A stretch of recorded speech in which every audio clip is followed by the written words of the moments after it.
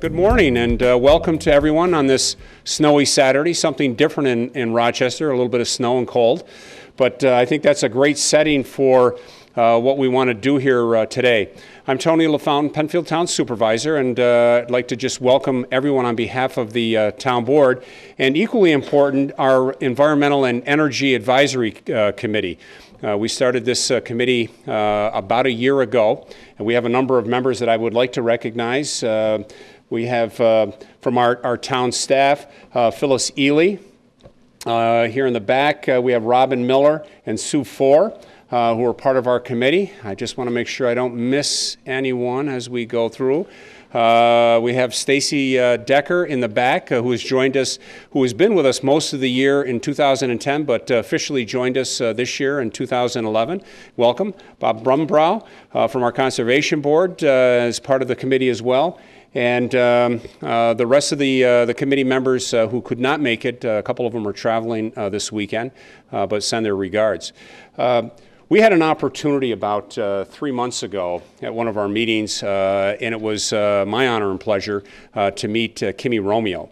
And what I have to say is, wow, it was, she is a person that anything you want to know about recycling, upcycling, energy efficiency, the right way to do things, reusing things. She's just absolutely amazing.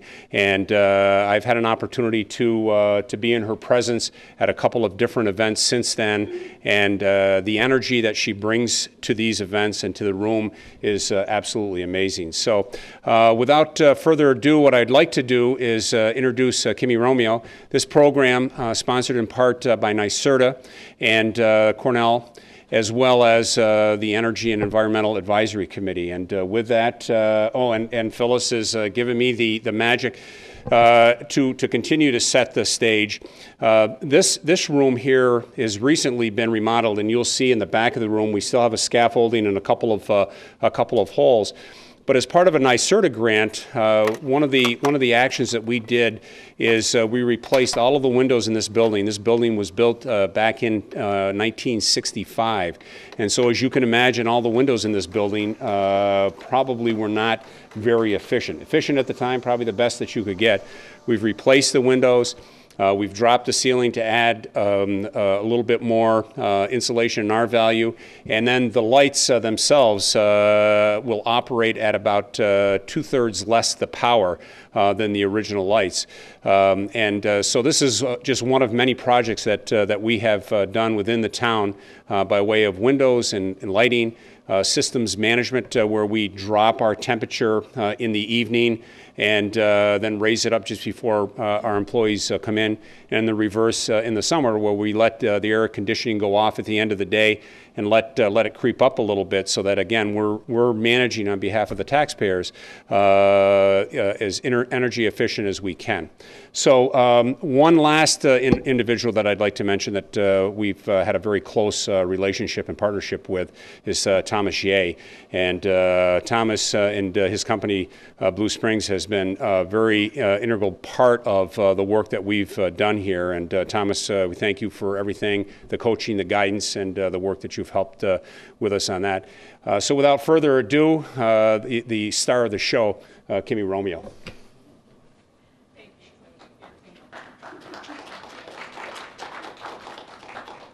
Well, that was quite an introduction. I don't know if I can live up to it, but my best shot. Can you all hear me okay?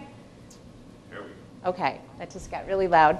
So today, what we're going to do is we're going to have a conversation on hopefully a community level, because I'm going to share some things I know. We have some experts in the room that we can tap to share some things they know, and I'll bet you've already started exploring some things on your own at home that are successful or maybe not in terms of saving energy, because ultimately, what do we really want to save?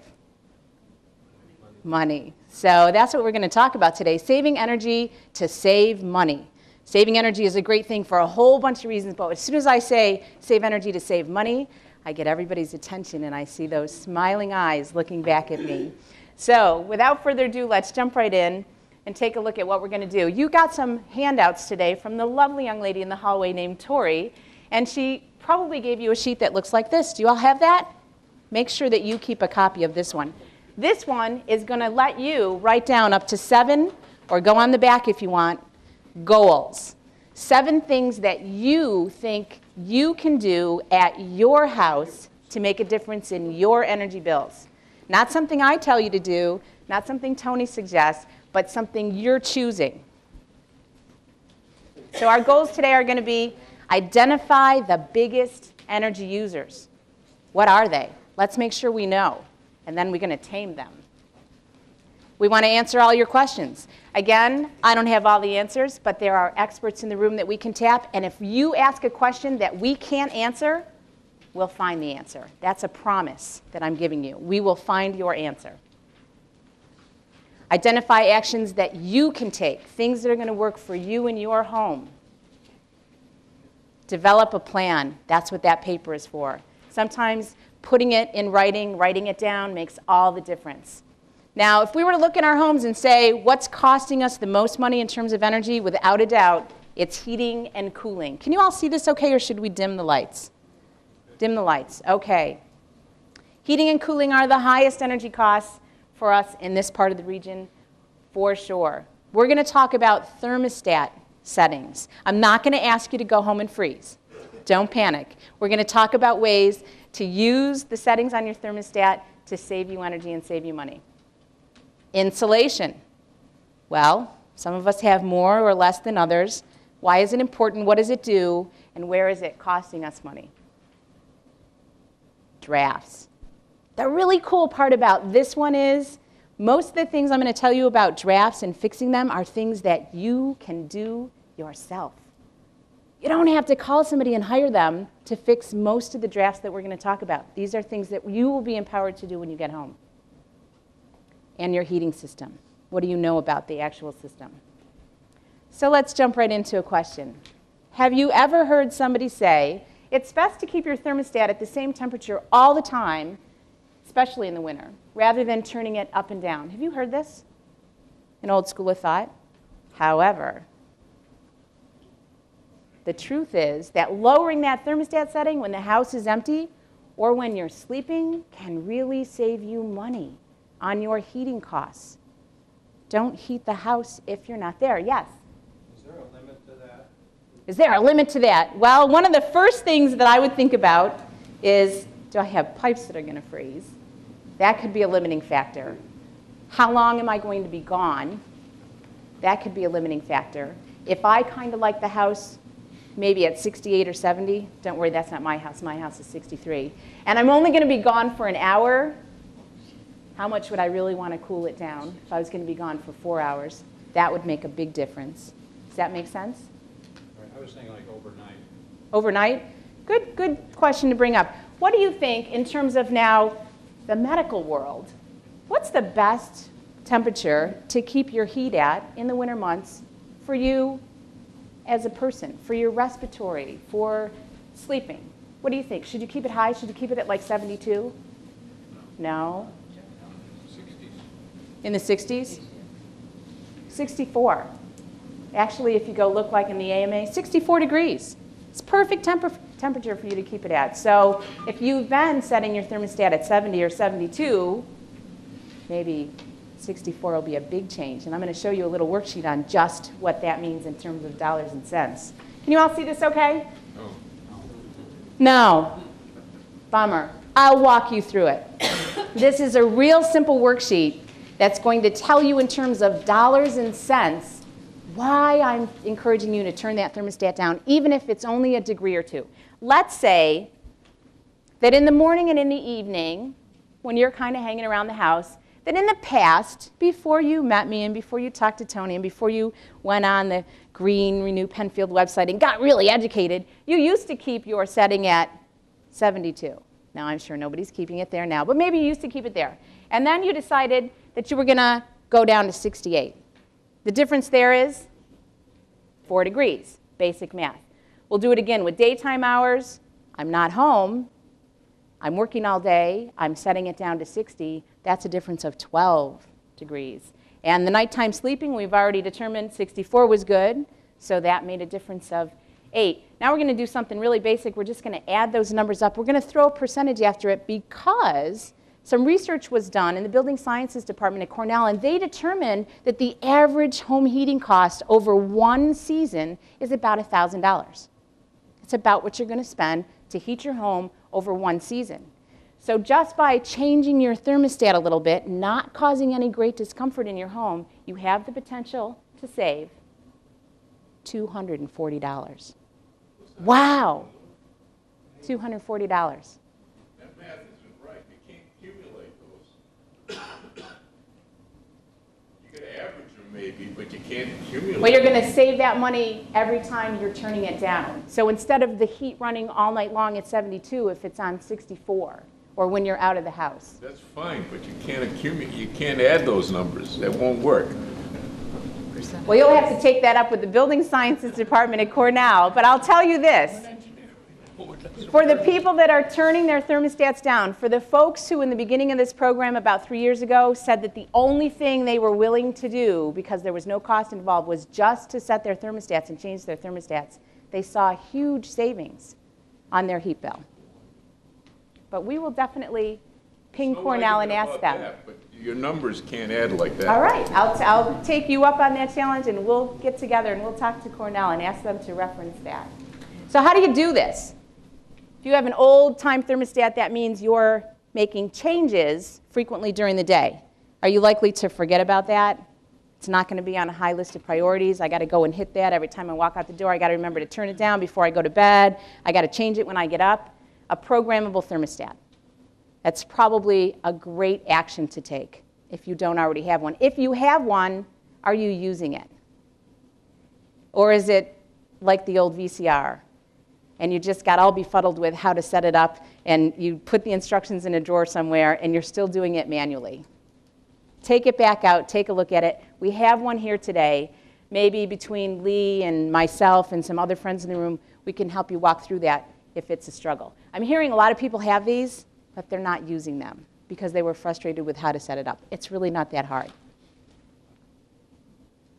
So during the heating season, the lowest comfortable temperature when you're home, who decides that?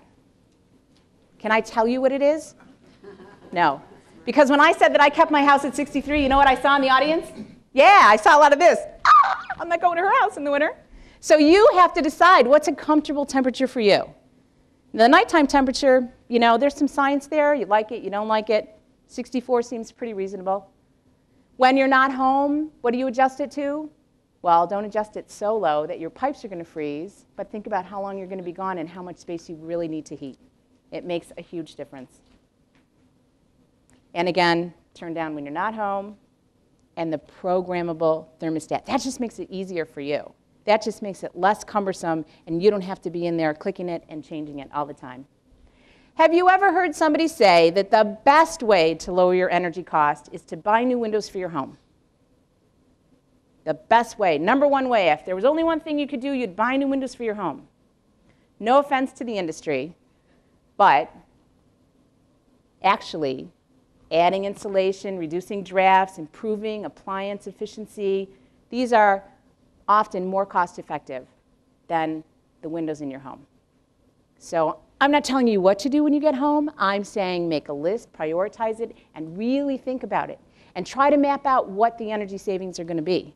Again, a lot of these other things we're going to talk about, you can do. Do you have to hire a contractor to put your thermostat down a couple degrees? No, I can do that myself. Am I going to have to hire a contractor to fix a couple drafts? Probably no, I can do that myself. So think about your dollars and how you can best spend them. This is a great model, and it really demonstrates where the air is exchanging in your house and where you don't want it to. What's happening? Can you see the inside walls here? Do we insulate our interior walls in this part of New York, upstate New York? Is that a code? Is that something we typically do? No, we don't do that. We insulate the outside walls. We insulate the area between our warm, heated space and the outside. We do a pretty good job with that. I think everybody understands that concept.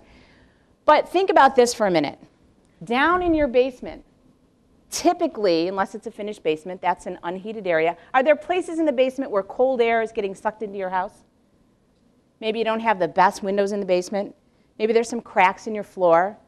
Maybe that rim joist around the basement, do you know what I'm talking about? Your blocks end, there's that wood, and then your first floor begins.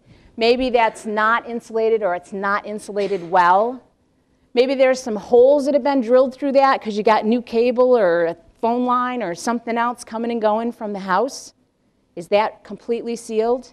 If not, cold air can find its way into your basement through any of those openings. And then once it's in the basement, you know what it does? Does air stagnate in one place, or does it move? It moves. And hot air goes where? Up. And the cold air comes in, and it pushes all that air that you just spent all that money to heat, pushes it right out of your house. What's a great place for it to get pushed out of your house?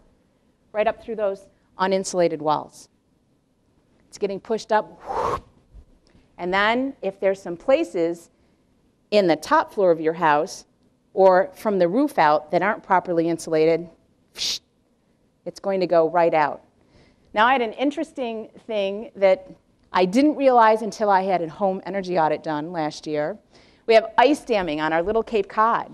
We thought we had done everything we could to remediate this situation and take care of it, but we still have this ice damming problem. Now, this is unique to my house. It might not be the same at your house, but what we discovered was we had some cracks in the floor in the basement. We had some things that we hadn't really taken care of yet, so we had the cold air coming into our house in the basement, getting pushed up through some of those interior walls and other spaces, and then in the front of our house, the front walls had been insulated, but they'd been insulated a long time ago. And then they were re-insulated, but that was about 20 years ago. And what had happened that we got to see with an infrared camera was it had settled.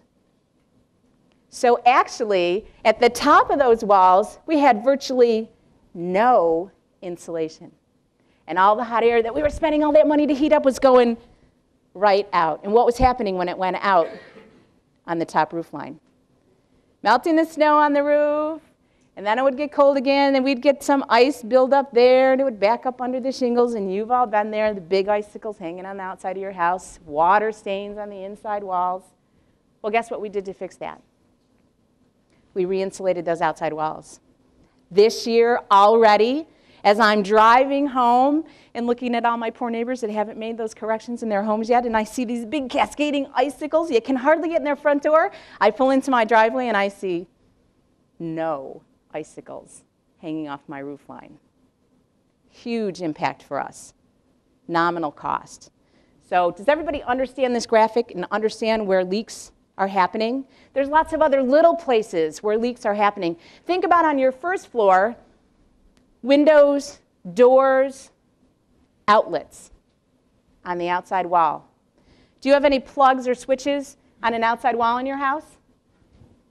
Have you insulated them? Hopefully. If you didn't, fear not, you're going to get a kit when you take it home today. You can insulate all of them. All you have to do is take a slotted screwdriver, take that plastic or metal cover off, put the insulation behind it, put the cover back on. Now, if you're a little shaky or you're nervous about having that screwdriver in your hand near the outlet, you can always flip the breaker off first, but it really shouldn't be too big of a deal. This is a rubber gasket. It's going to go behind that outlet cover, and you've just insulated. You've just prevented that exchange of your warm, expensive air to the outside. And on your windows, so you don't have brand new windows, and they're not in your budget to get. Does that mean that's it for you? There's nothing you can do? You can still fix the draft of air. Does anybody have a window in their house? Oh, this window is beautiful, Tony. I don't feel anything at all. But does anybody have a window in their house where you can kind of feel that draft come through when you sit there? And you're thinking, I know my money's going out the window. I know I'm losing energy and losing money. Simple things that you could do. Take some caulk and caulk all around where your trim and your wall meet. If you're not savvy enough to be taking all this off and looking inside, you're still preventing that exchange of air. What you might find is if you took this off and looked inside on a warmer day in the spring or summer, there's maybe not the best insulation in there. That might be something you want to tackle down the road, but something you can do today is to caulk it. Now you can buy clear or clear drying caulk. Make sure when you do it's also paintable. If you buy a pure silicone and it's not paintable, then you're going to really be angry at me down the road when you go to change colors in your house because the paint won't stick to that caulk. So make sure it's clear drying, paintable caulk. There's another place inside the window that you can caulk, and that's right along here. So anywhere that that window and your inside wall are meeting, simple thing you can do, it can have a tremendous difference. Now, if you do that and you still feel a draft from the window, fear not. Maybe what you really need to do as a short-term fix is go get one of those window insulation kits. And maybe you need to seal it. But you don't necessarily have to get that window today. There's also some rope caulk in your kit that you're taking home today. Does anybody know what that is? I have some here. I can pass it around. It's kind of cool. You have a big, long piece of it in the kit that you're taking home. This is great if you have a door or a window that goes to maybe like a 3-season room. You use that door or window a lot in the spring and the summer and into the fall, but in the winter, you'd really like it sealed shut. And maybe putting the plastic over it aesthetically doesn't work for you, or it doesn't look good, or it's not what you want. You can use this to seal up all of those gaps. And then in the spring, you can just peel it off. It's not going to hurt your paint. It's not going to be quite as visible. This is a good thing to use on any of those kind of windows or doors. I know that you've already seen this. You could use it under the window. It's pretty sticky. Anywhere that you... No, you'd want to put it around. Not where the window... That's a good point, though. Make sure that your windows are shut, and they're tight, and they're locked. I was actually at one of my neighbors' houses. My poor neighbors, they get picked on all the time. But they were complaining about their energy bills, and they didn't get to come to a workshop. They wanted some information. They wanted to know some stuff. And I had to tell them, you know, Colleen, on my way in, I kind of noticed that your upstairs windows, your storms aren't down. It's winter. Make sure your storms are down, and they're tight, and your windows are shut tight.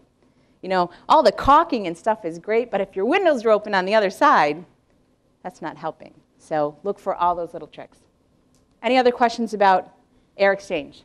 In the basement. In the basement. The top of the cement or cinder block walls are open. Can they be stuffed with insulation? So your cinder block. Right, your basement wall. Right, it's open. Top, up near the plate. So you're thinking of insulating down in? I don't know the answer to that one. I'm going to ask from the experts in the room. Yes. You can. Yes, in fact, if you do a home energy audit and they walk around your house with an infrared camera, where the basement cinder block wall connect with the wood structure is actually one of the areas that's often identified as heat loss areas because you get to insulate those. We insulate from that point up. And that's this area right underneath the first floor. But I'd never seen a house where you could actually get down into the brick. Now I think the only thing you'd have to have into consideration there was that you were not creating a vapor barrier. You only want that vapor barrier above grade, but I think insulating it would probably be a benefit. Even more importantly, as we're looking at this again, how do we keep that cold air in the basement? If we don't have a finished basement, we're not heating the basement, the cold air's down there, we don't want it to exchange and push all of our hot air out. How else can we keep that cold air in the basement? Insulate the floor. Maybe, or maybe seal up all the opportunities that air has to get up and through. So now think about the second floor bathroom that we added. The pipes going through the wall, the electric going through the wall. Now you got to think about the plumber or the electrician came in to do that. He was thinking about his job. He wanted to fish that line through. He didn't want to mess around and have a hard time with it. He probably created a hole a little bigger than the line he fished through. Makes sense. What happened after he left? Did you seal that hole? Is the hole still there? You might want to go digging around up in the attic and wherever you can look in the basement, in the attic, and see, are those holes still open? Can you use something like the great stuff? Can you seal some of those opportunities up? Keep that cold air in a place that you're not living. Keep your warm air where you want to be comfortable. But I hope the importance of this is coming through. This is really one of the major things we have to be concerned about. If I could, can I add one more thing? Of course you can. We've all been in school and learned about the vacuums, right? If there's pushing and there's a tiny little hole, 1/4 of an inch, that air will find its way up. The hot air will find its way up if there's cold air pushing in. So even a 1/4 inch hole down in the basement will cause a vacuum and your stack effect to get out.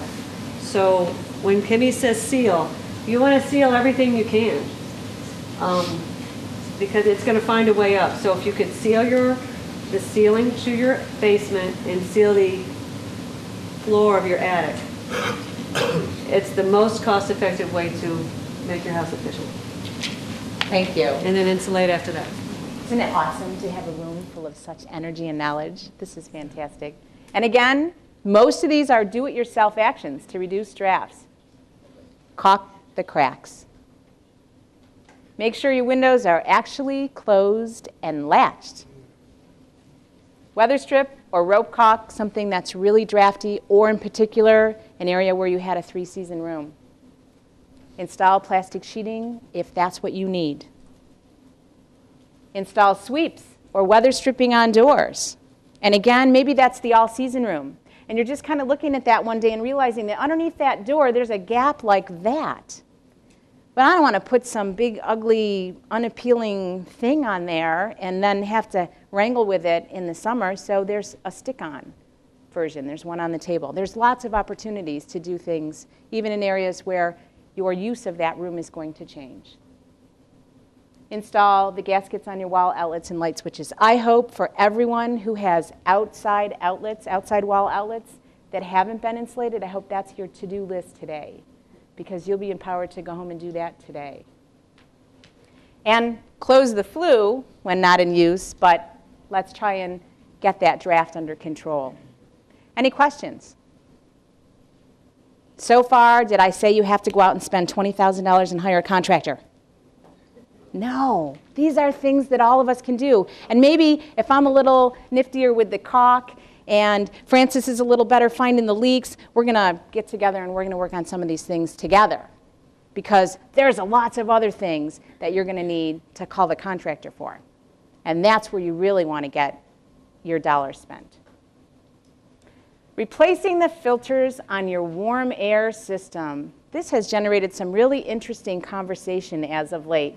So if you have forced air heat, about how often do you think you need to change the filter furnace? The filter in your furnace. How often should you change it? Little disposable ones, maybe monthly. I think I heard once every 6 months. Anybody else? Once a year.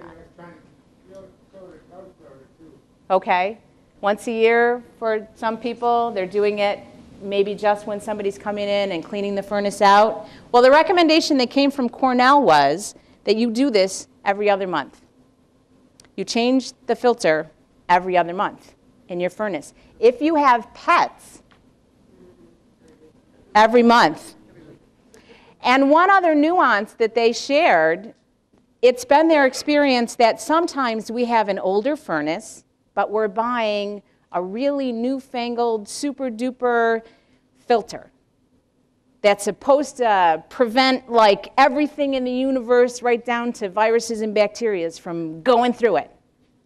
And what we've actually done by putting a filter in there that's not matching up with our furnace, we're making our furnace work really hard to push that air through. So my other suggestion to you is to make sure that you're actually getting the kind of filter that goes with your furnace. How far back are we talking? Oh, I'm going to look to the HVAC world for that, but I think pretty far back. I think the key is you just want it compatible. It doesn't matter how old it is, just make sure it's the filter that's recommended for that unit. Right. And if it's really old and there's no way for you to find out, you didn't save the papers and you don't know, then I'm going to suggest that you're going and getting, well, replace the furnace is a great idea, but you might not even need the furnace. There's some things way beyond what we traditionally thought of as the furnace. But you might want to go with the less expensive filter because it's probably going to be more compatible with your older furnace. Any other questions? Make sure we're doing this. You can do this. You can replace that filter. It's not a tough job.